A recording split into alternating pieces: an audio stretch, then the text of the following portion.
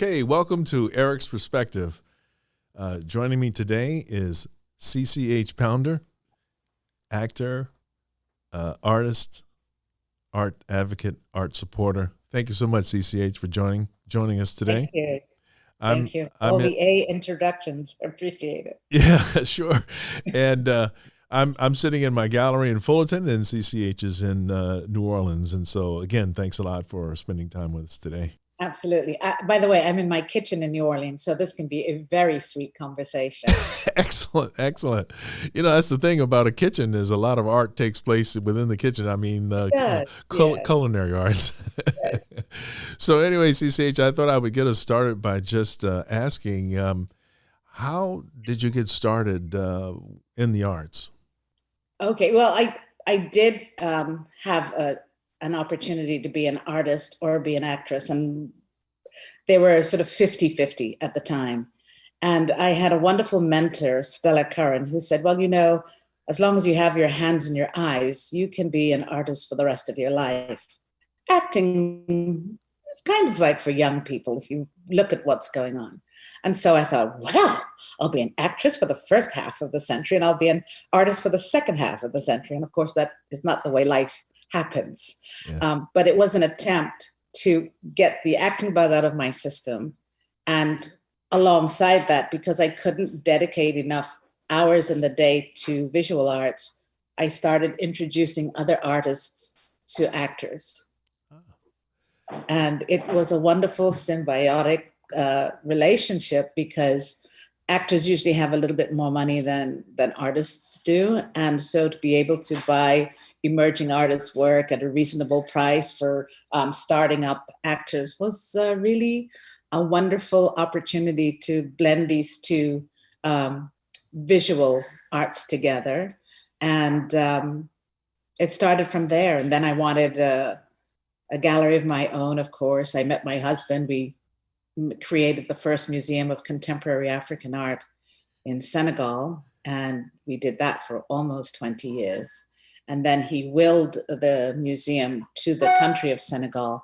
But I still had a large collection in the United States. Uh-huh. And I thought, well, instead of just having it in my home, I formed a foundation and I am working on now paring down the collection, choosing works that I think that have longevity, and I'm sort of cataloging and archiving them and putting them together for future viewers. Oh, I think that's excellent, and I'd like to explore that. Before going there, I was just curious, during this time where you're kind of being pulled in two different directions, acting or creating art, was there a particular, in terms of the creating art part, were you drawn to painting or sculpting, or did it really matter, or was there any specific thing Well, it did matter because it was a matter of dollars. So I could afford paints and I could afford pencils. Uh-huh. So I did lots of drawings and I did lots of self-portraits. If I was the only person in the room, if somebody else came into the room, I would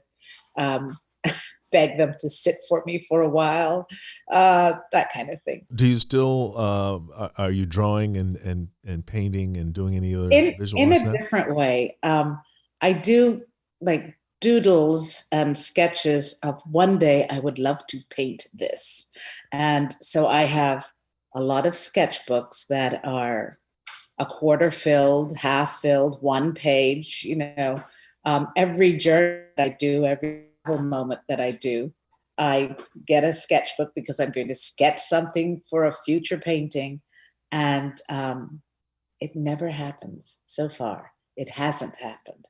And I think that my work in the theater and in film has been fairly all-consuming. There's a lot of work on the page. Yes. And so it's really hard to get to that other thing, you know. No, I can understand. I mean, you're an artist in a different way as an actor, and you have done so many things, accomplished so much in that area. So I can totally understand. You know, it kind of reminds me, I was the representative of the Palmer Hayden estate for the longest time. He did this autobiographical painting, Midnight at the Crossroads, and he was at a similar crossroads. He was trying to decide whether to be a visual artist or a musician, and he ultimately selected the visual artist part. But it was just interesting to see the parallel there. I guess for a lot of folks, a lot of artists, they reach that point and we have to kind of figure out which path am I going to go down. And it does seem to require, I think a lot of folks, art is such no matter what type of art you're practicing, it requires a lot of time and practice and so forth. So that's the thing. It's a serious commitment, I would think. A lot of times there's, I think, a stereotype of artists that it just sort of happens. You get clunked on the head like by a wizard and boom, it just simply happens. But it requires a lot of dedication and a lot of time. Am I right? You know, you don't even realize how much time you're putting towards it, because I can see my initial idea. I have an initial idea and I've got to get it down. So I'll scribble it on paper. I'll be pulled over in the car and be 10 minutes late for the thing because this is a great idea. I'll write it down, or I'll do a quick sketch. Then I now take that quick sketch and I kind of go, well, how to flesh it out, how to put it together. So there's a lot of thought before I even do now the next sketch. Yes. And then it's what paints it, what medium will I use, what do I add to it? And that can take, for me, sometime. I have to tell you that it's an individual thing. I know artists who can whip out 12 paintings a day because they have had that kind of practice where they wake up in the morning and painting is part of their everyday practice. Yes. Me, I'm kind of grabbing it from inspirational corners. So I don't have the discipline. And there's another thing, Eric, because I haven't had my hand on it, the paintings that I did 30 years ago are far superior than the ones I did 10 years ago or 5 years ago. Because 30 years ago, I was actually applying the skill and craft to the work. Now it's more like, well, you know, CC did it. And there is a kind of cachet in that, but I highly would not recommend it. So what I do instead is that I've chosen small pieces to do. So I will make jewelry instead, something small and that I can appreciate and complete. And then that gives me a great deal of satisfaction. And then I feel that I've done it to the best of my ability. And so I am far more comfortable making small works. Even the way I write a letter these days is an art production. Yes. And a snail mail letter. Yeah, sure. Actually get it out there. It's sort of, 2 weeks ago, I was going to finish off that letter to Betty Saar. Betty's like, I didn't get my letter.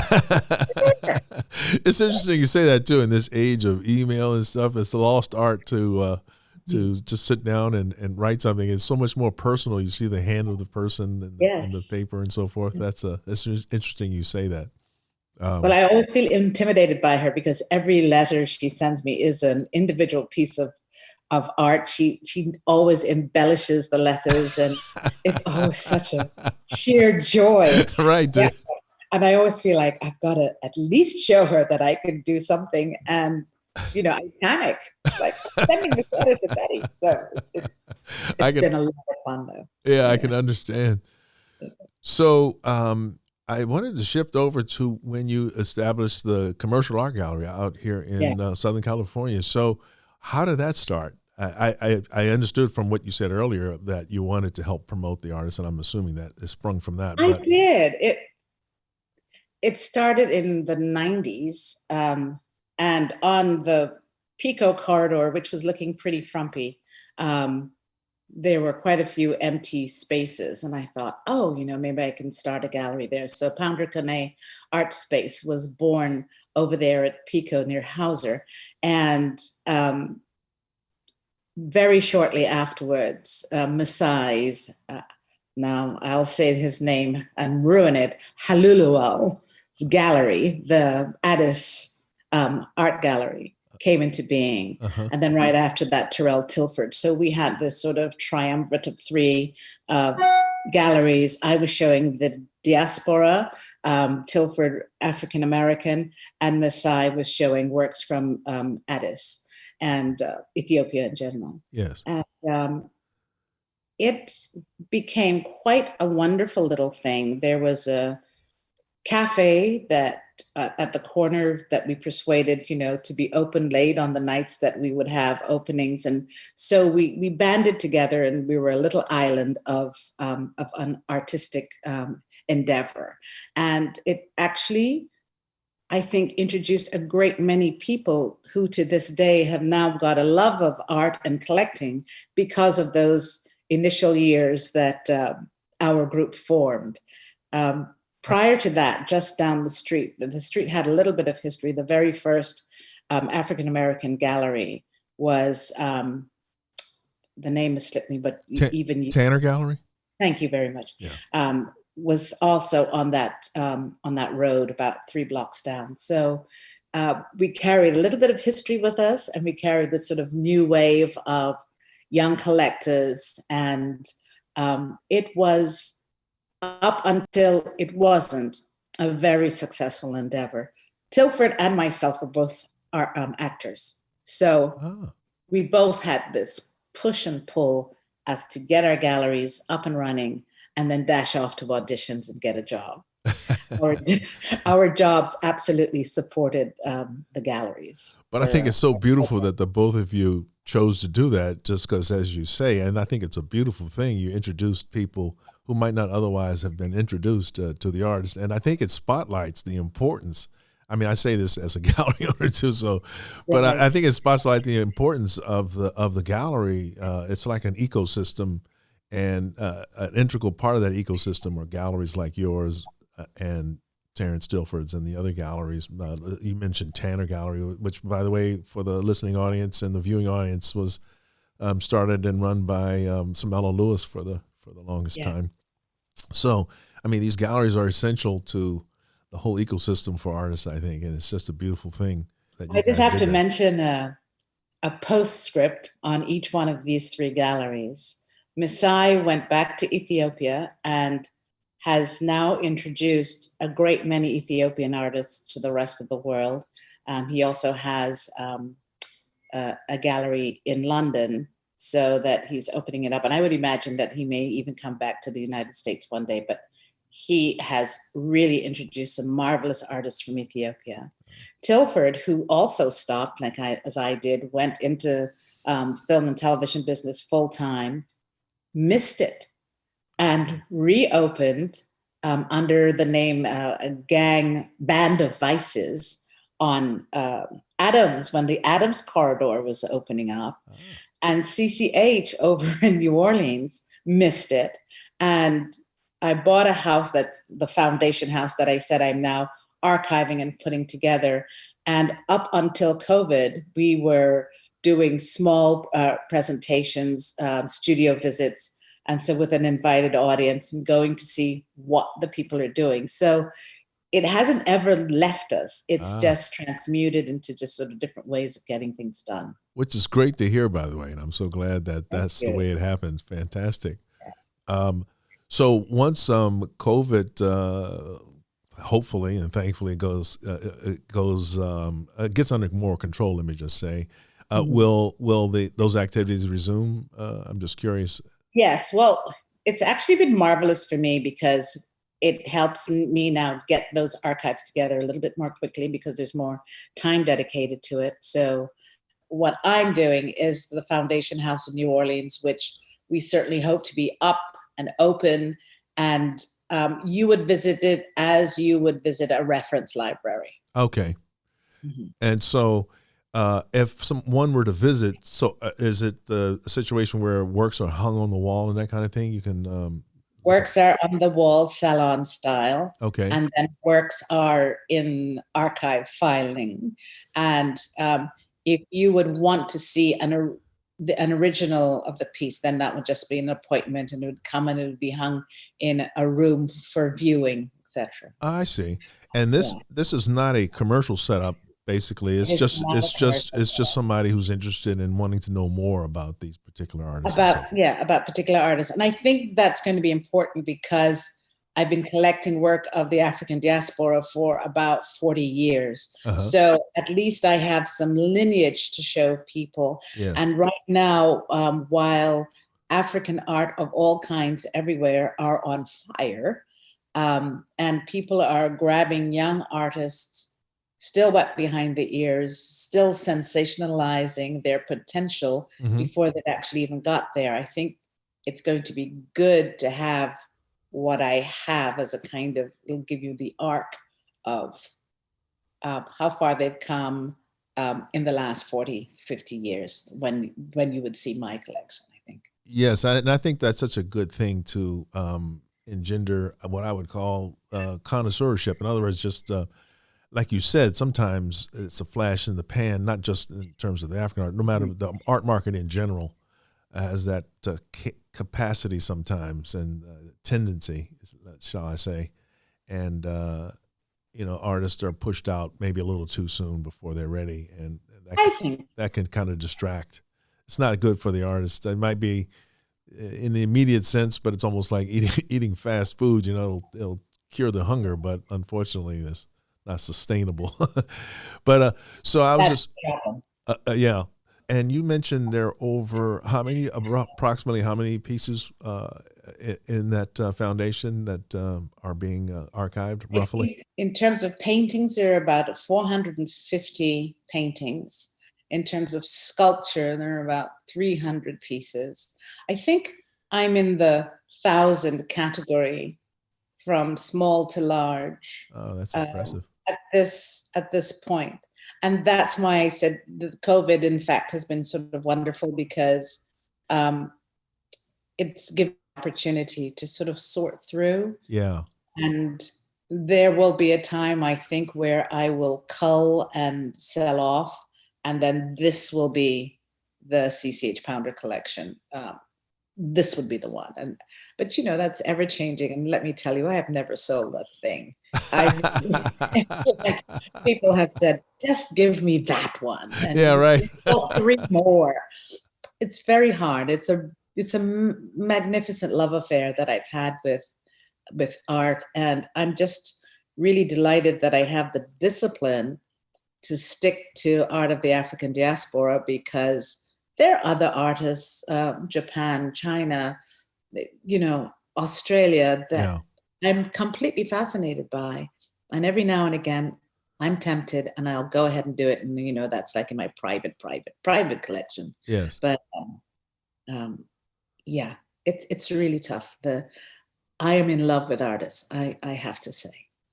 I think that's a beautiful thing. And I think also having a focus enables you to understand what you're collecting a little better, perhaps, too, as you delve deeper. And it does give it a narrative of some kind. It does give it a focus, a narrative. It really does have a story when you see it. And I think my choices also tell you a lot about me and my story. Heavy portraiture, the female gaze seems really important to me, in the sense of, I think I grew up with females as muses, and it's so wonderful to have female artists within your collection that just look out in a kind of different, more confident, more empowered way. So it's kind of fascinating to see the progression of all of that. That's fantastic. And over the span of time, too, I imagine, as you look back and you see what you collected when you began collecting and see what you're collecting now, how do you compare those two things? Have you noticed any sort of shifts or of any kind? There are shifts because there is a moment when you were collecting really for yourself and your own pleasure. And then there is a moment you're collecting for the pleasure of others. And that's one wonderful thing about having a gallery, is that you don't necessarily have to comment on whether you like this artist or not, but what this artist is doing, it's important for the other people in the world to see this opinion, and as opposed to that opinion. And I think a lot of gallerists don't necessarily take that into consideration. A lot of it is, will that sell or won't it? Right. But I really like the idea that artists are in some way the visual newspaper or magazine of our times. And I like to collect within our time frame, even if there's a historical reference at some point, Yes. even if there's a sort of a reflection back to how it was, and of course the futuristic one of where that particular artist feels that we're going. And I like all of those when I'm showing it to everybody else. My personal preference is always much more narrow, because I can see over time that I've actually bought, in a funny way, the same painting over and over again. And it's about the African American female, the African female gaze, where she started, what she's doing, what she's fighting for, all within the manner of the painting. So, yeah. That's interesting. And I'm also curious. So, and I like the idea that you're collecting works from the African diaspora. And I mean, that just includes so much. It's not just limited to African American, it's African Caribbean, Right. I'm imagining, and from the continent itself, et cetera. I was just curious to know, have you noticed any kind of common thread, though, that runs through, say, a work by an African-American artist that you see in a work by a Senegalese or perhaps a Ghanaian or Afro-Caribbean artist? Yes, there actually is a difference. The African-American artists, I find, except for those interested in abstraction, tell the story of the African American in his time, and the events in his time, the reaction and the impression of those events in his time. So a great deal to do with how the other sees him, and then how he wishes to see himself. Mm-hmm. And I think that I can say categorically, I am seeing that up until this very day. So I could follow, say, from a Jacob Lawrence, who tells our narrative history, all the way down to, like, say, a Roger J. Carter, who makes all of his works with toy soldiers. So thousands of toy soldiers that make up a face. Mm-hmm. But still, within the context of history, his preference is always for, say, a James Baldwin, or the well-known and the political. Mm-hmm. So there's that. And African, say the Senegalese, there is a fascination in tradition, in ritual, in spiritual, that always seems to be somehow weaved in to the story, the visual story that I'm seeing. Mm-hmm. His sense of the abstract, even though you can see people, is different, where you can see how Picasso was influenced, because just how he looks at sculpture and how he sees a moving face with maybe 3 or 4 eyes, or just all the different changes that he creates in his work is decidedly different. Mm. And you can also see sometimes the European influence of where his skills were learned. So nature seems to be a huge part, at least the paintings I've chosen, seems to be a huge part of what he sees, and his richness of color and his lack of fear in an amazing amount of color saturated work seems to repeat in how I choose. Interesting. Yeah. And it's also interesting because I know in my own experience as a gallerist, a lot of folks aren't, and I respect this, but a lot of folks aren't really that thrilled with, say, abstract art. They kind of can't connect with it, and yet there's so much out there, I think, that's being missed. I mean, there's such great works that are actually abstract. I was just curious to know your impression about, just generally speaking, abstract works. Well, I really understand the need, particularly the American need, to see oneself. when, and you see it in England, you see it in all places that were colonies, where we seem to have been eradicated visually from books, flyers, paintings. And so when okay, perfect example. I'm in my bedroom, my mother's in the kitchen, and she goes, kids, come on down. There's a Black person on TV. She hasn't seen it yet, but she's heard the voice. And we all had to come and look. Yeah. And it's like, oh, yes, there they are. The importance of that is about representation. Yeah. Our representation means that we are there. Mm-hmm. We are here. And so I think I have no objection to seeing over and over again our image.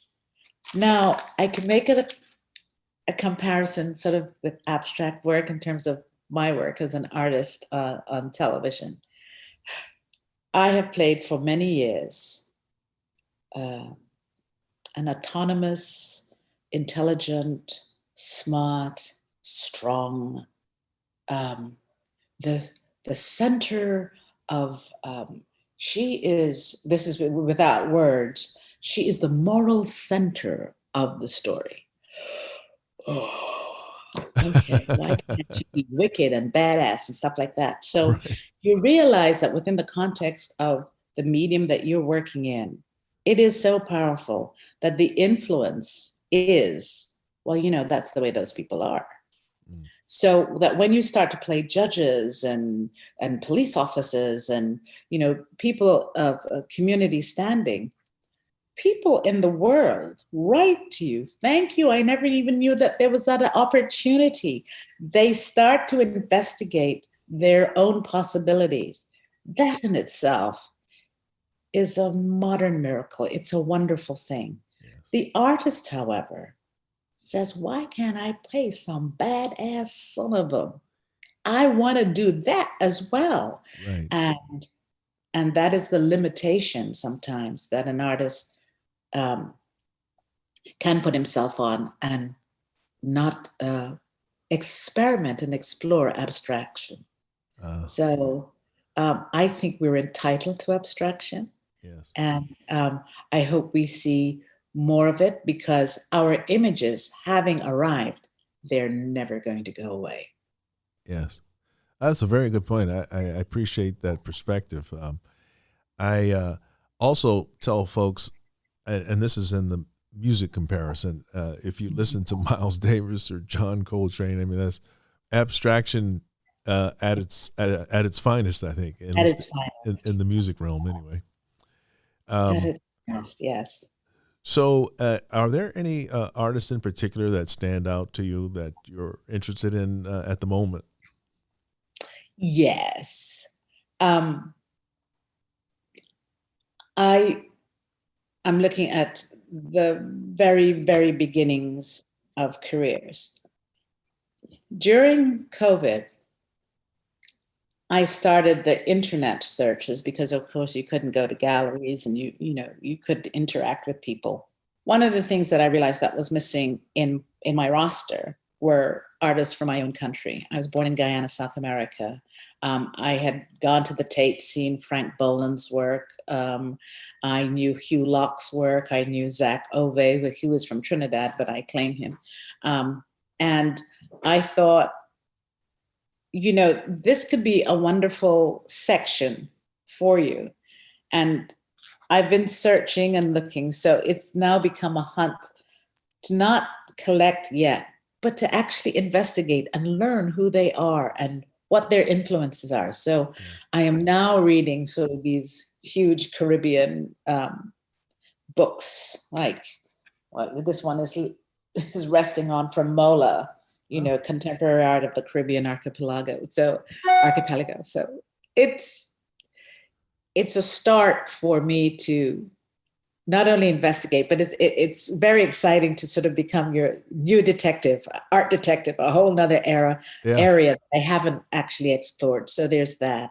I spent some time in South Africa. There are marvelous artists there. Yes. And while COVID seemed kind of on the ugly side. So much going on.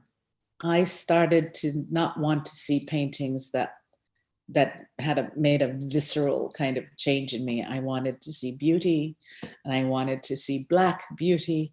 And Leila Fanner from South Africa I started to see her paintings that were sort of fantastical and sort of sweet, and some would say a little benign, but they had this wonderful mystery of them where the woman was always so very dark, and just one part of her was highlight, like her bottom lip or her eye. And yet you knew this was a woman of color. Her derriere told you that, and her uplifted breast told you that. And, there were many things that gave the hint, besides the fact that Leila is of African descent as well. And she also illustrated all of these beautiful flora and fauna of her country. And it hadn't been since Francois Covin, who's an Haitian artist who I also fell in love with years ago, that I really kind of went, that's lovely to look at. It lacks all turmoil, and it offers you a moment to sit down and go into yourself and reflect, think of your day. And I would call them visual meditations. I really would. And so I thoroughly enjoyed her work. And I know that we get bombarded, particularly collectors, of all the next thing that's up and coming. Right. And I note them and I put them aside, and I still enjoy the hunt myself to go through and see other things. Like, for instance, you could call me and tell me about a particular artist, and I would say, yes, send me the pictures and go on. And I think, great. And then within the genre of that artist, for instance, if they're from Austin, Texas, now I'm going to look for several other artists from the same area, see what they're thinking and what they're doing. I kind of like to do a bit of research to learn about the artist just a little bit more, about how they actually came to putting brush to canvas. So I think that's fabulous. I mean, and to characterize it like an art detective, I think that's outstanding. Yeah. What an interesting way to go about it. I actually would suggest to anybody out there who's collecting or thinking about collecting, adopt a similar approach. I think that's fantastic. Well, you know what it does? It puts the brakes on an influential gallerist saying, these are going out the door like hotcakes. They'll all be sold out before the opening. You must take a look. CC, what do you think? Oh, yeah. And at first you thought, yeah, well, let me see. And then something in my brain always says, calm down. Yeah. They have just arrived. The person is wet behind the ears. They've just graduated. And this is probably selling off their thesis show so that they can get out of debt and hawk. And the price is astronomical for a beginner. Yeah. And then that beginner is going to be shout out, oh, yes, my first show was sold out. And suddenly you realize that you're in production. You're not being an artist for the moment. Yeah, you're being an art producer. And then you've got to produce things, and it might not all sell. And then you are, well, I thought I was hot, and what happened? So there's not enough love given to that artist who's just arrived, I don't think. Not enough love, not enough patience. But it's exactly the same as watching a basketball player with the coaches behind the fence waiting for that day of graduation. Right, right. And I can't do anything with you, but I could buy your mama a house. Right. We are there in the art world. Yeah, exactly. And I've had actually collectors approach me too, was asking, who is the hot artist? It's almost like a hot stock tip. And one of the requirements were, are they people of color? Yeah. I got so like, wow, that's really something. And the interest in the art sometimes is not that much. Sad to say, that's the case. It's like any other asset. It's kind of taking the commodification of art to the extreme, perhaps, just reducing it to yet another asset in the portfolio, so to speak. Yeah. And everybody has their own motives, I guess. But I think that's kind of sad in a way, because as I would tell people in my art appreciation classes sometimes, they would almost apologize, or not almost, actually apologize for buying what they like. And I was trying to explain that that's exactly the criteria you should use. And of course, what you like can evolve over time, and doing what you do in terms of investigating can influence what you like, because as you learn more, you develop an opinion and a love, perhaps, or maybe not a love, or maybe a dislike, or whatever. However the path leads you, and you follow it and see where it takes you, kind of a thing. I think that's always the best way to approach, because that way, the worst that can happen is you're left with works of art that you actually love. You like. Yay! How bad could that be, right? I don't think I've ever bought anything on speculation. I don't think that's about to change. And I truly don't mind if in 50 years the artwork is worth absolutely nothing, or it's worth oodles. It doesn't make a difference to me, because during its lifetime, under my care, and it has been loved, and it's been shown, and people have seen it, and it's been loaned out to museums and schools and universities. I am already very happy with what I have. I think that's beautiful. Yeah. I wanted to ask about the museum in Senegal. Can you talk a little bit about how that started? I know you said it's been since bequeathed to the country, but before getting there, I was just wondering if you could talk about the establishment of it and so forth. Absolutely. Well, first of all, my husband Boubacar Toné was he procured, is the right word, art for other museums, particularly in Canada, and private collections. They were the classical African art, sculptures, things of wood. And he was part of the group of men and women who, as a village was changing over to Islam, would do the what I call the ambulance chase, to collect those pieces before they were burnt or destroyed, because that was part of the requirement to become an Islamic village. And so this would be like the 70s and 80s that he did that. And he actually felt one day that, he really wanted a museum of his own. And by that time he had married me, and I took a look at what that would require.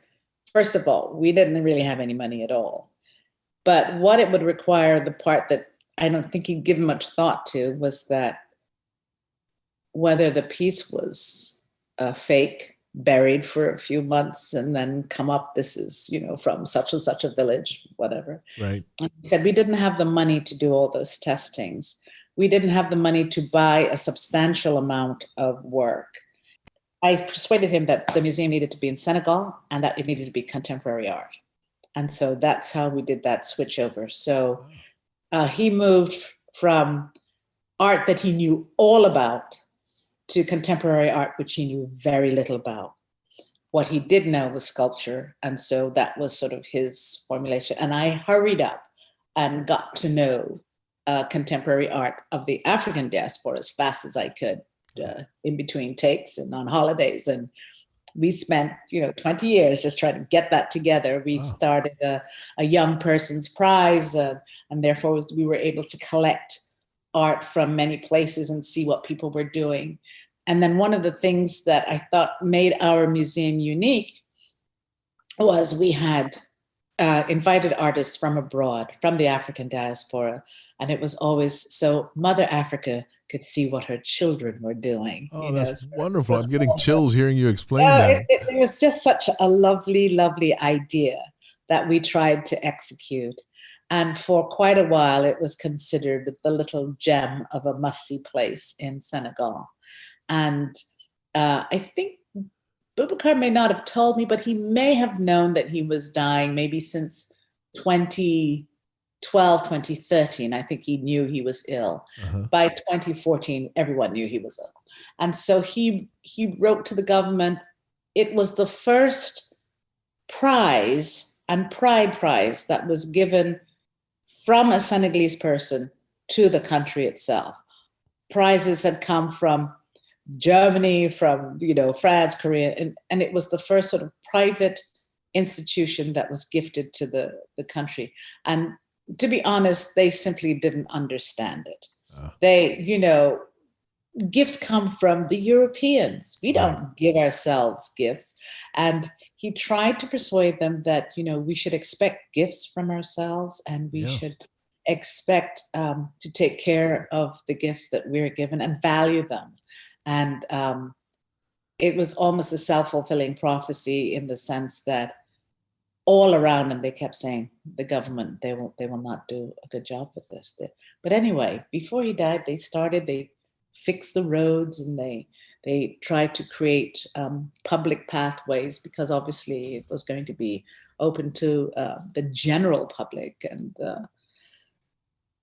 it is now embroiled in new political changeovers and so on. But sorry to hear that. Hopefully. Yes. What I did do was I sort of cleansed myself of it, and I walked away and kind of went, okay, that was his choice, and he gave it to them. And I kind of just fixed my heart and said, I will start something else with what I've got. And that's how that happened. So I don't know, maybe one day they will gift me all of those paintings if they're not going to do anything with them. And I certainly hope they do. I mean, that would be such a wonderful thing for them to. Yeah, but I have to say that while it was running, it was a lovely, lovely place to be. People just walked into its gates and kind of went, oh, it really was gorgeous. That's awesome. So was it in Dakar itself, or on the elsewhere? It's in Almaty, which is about a 15-minute ride in a car. Yes. And, Dakar, since we first got there, has spread out. And you have to call it Dakar. But the neighborhood is Almaty. Yeah. So hence you started the foundation. You kind of segued from that to getting your foundation going and establishing. And there's a physical, I just wanted to, regarding your the museum first, it's a physical structure too that houses this. Yeah, I'd love to send you photographs just so that you see what it was. Yeah, I'm curious. But what a fabulous thing, I think. By the way, my relationship with the stars began with the Musée Boribana, or the Boribana Museum, and Alison Sarr was our first American artist visiting and exhibiting there. Oh, fantastic. Yeah. Is her work a part of the collection of the museum too? It is. Oh, okay. Oh. As is Betty's. As is Betty's. Fantastic. Yes. Fantastic. Yeah. I think that's great. And are they both represented in your foundation collection as well? Yes. Yes. Excellent. Now in my foundation, all of the stars are represented. Leslie, Betty, Allison, yes. Oh, excellent. And I was just curious, did you happen to see the show at LACMA of Betty's work that was there not too long ago? Oh, yes. I thought it was fabulous. Yeah, it was great. Fantastic show. Blues by Bed, fabulous piece. So are you still actively collecting now? I kind of got that sense from our discussion here. It sounds like it. I am. Yeah. I guess the last piece I got yesterday was from a new artist, and his name is Tades Mesfin from Ethiopia. Oh. And he's been doing a series of market women, but they're so different. To say market women, you would think, well, every single airport has got market women sitting there, but this was different. He is the head of the art department in Addis at the university, and he has a thriving art business, is I guess the right word.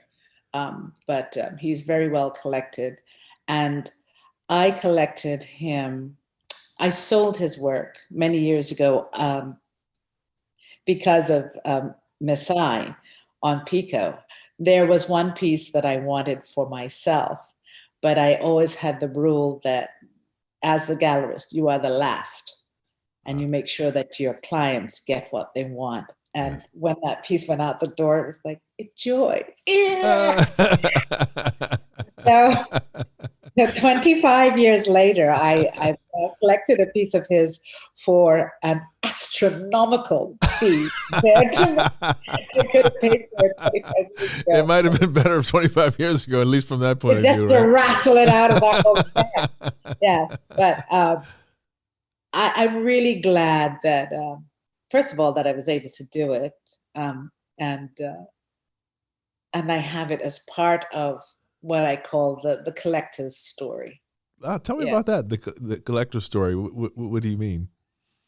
When I say the collector's story, I think when we talk about when we started to collect and what was the first thing you collected, and then over the years, how you collected it, the ones that got away, it's also part of your story. Oh, okay. There is a piece of Easley's that I stood in your gallery and stared and stared and stared and stared. And, each sort of decade, there is always a group of artists who are just out of arm's reach. And just when you think you've finally gotten enough bucks to get them, and you go back again, it's like, too late. Now it's and so this was the situation with the Mesvin's piece. Okay. And of course, they got smaller and smaller, and so finally I was able to get my little piece. Kehinde Wiley is another person who, came to me as a young man, and his friend was working for me that summer, and I was going to Africa, and he said he would do some paintings for me over the summer, and I bought paintings out of his. I think this is post-graduation. He had been working in San Francisco, but he had gotten the residency at Studio Museum of Harlem, and he was trying to now get funds to pack up and have supplies and everything to go to New York City. And I said, okay, so by the end of the summer, you do these things and we'll pay you whatever, and that's what happened. But I also bought things in his book, so I think by the time he left, I had 3 new paintings, and I had maybe about 5 or 6 paintings that were over the course of him becoming an artist. And then the first impression of what he wanted to do at studio was one of the paintings. So there's that. Now, cut to the chase. I mean, it's more than a down payment for the average house. So, his market is skyrocketed for sure. But my love for him and the support of him still exists in so many things. My husband helped him with establishing people to help with Black Rock and the building of it and so on.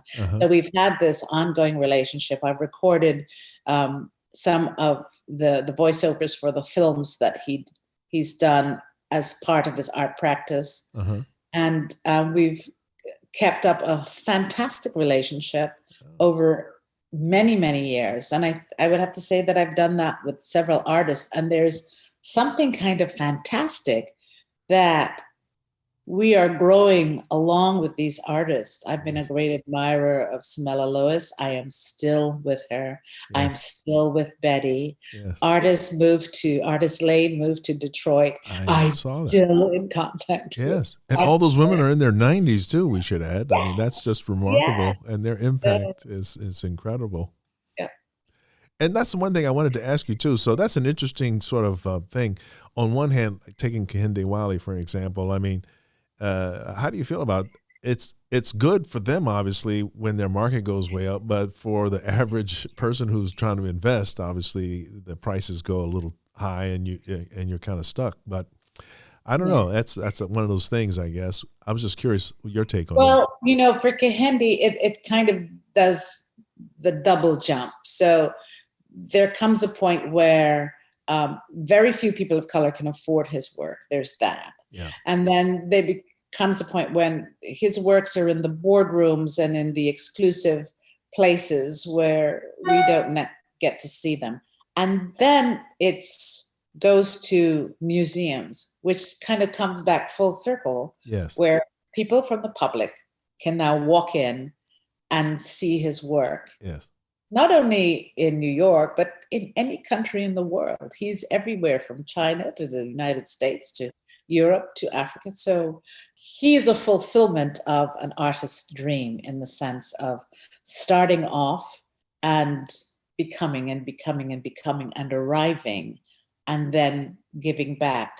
His residency is a form of giving back. His works now being bought and sought after in museums in a way falls on him.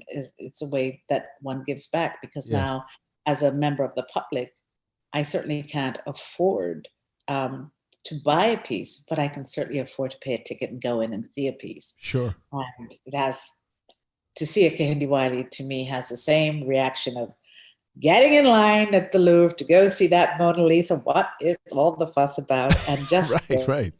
See the Marilyn Monroeizing of her behind the glass. And flash bulbs going incessantly. Right.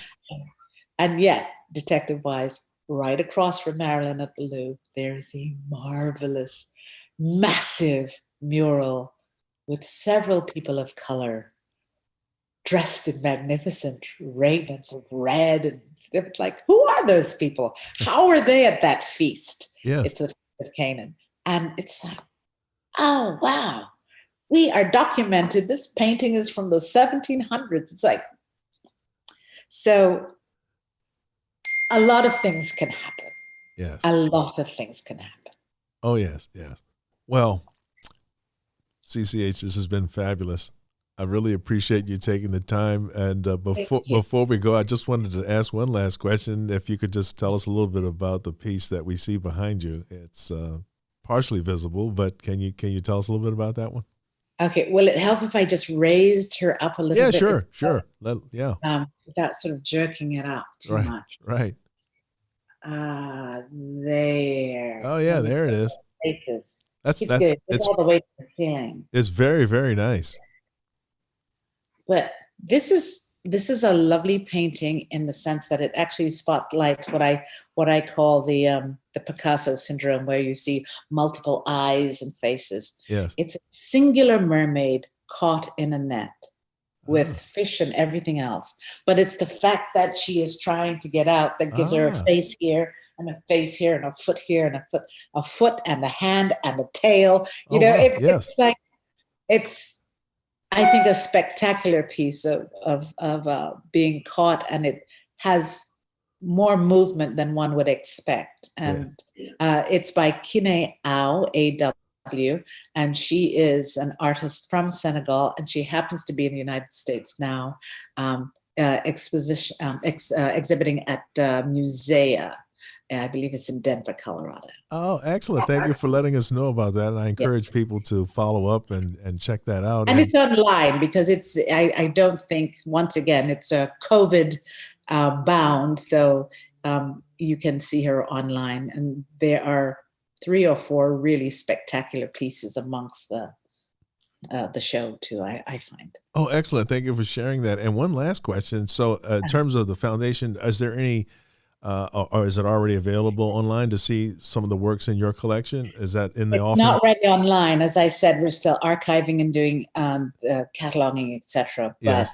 But is that that would be one of the things. It'll be under the Quarantine Cottage House. Quarantine, one of the rivers in Guyana. Cottage house, because the house kind of looks like a cottage, a giant cottage. But I am hoping to have it ready, hopefully by December. I think that's realistic. Okay. Well, we'll be all anxiously awaiting. That would be great to see. And well, maybe you'll invite me back and we can talk about it. Oh my goodness, we'd love to, for sure. Thank you. This has been a marvelous experience for me and hopefully everybody else. And I thank you so much for sharing your perspective. Thank you. Everyone, thank you again for joining us. And don't forget to subscribe. Thank you.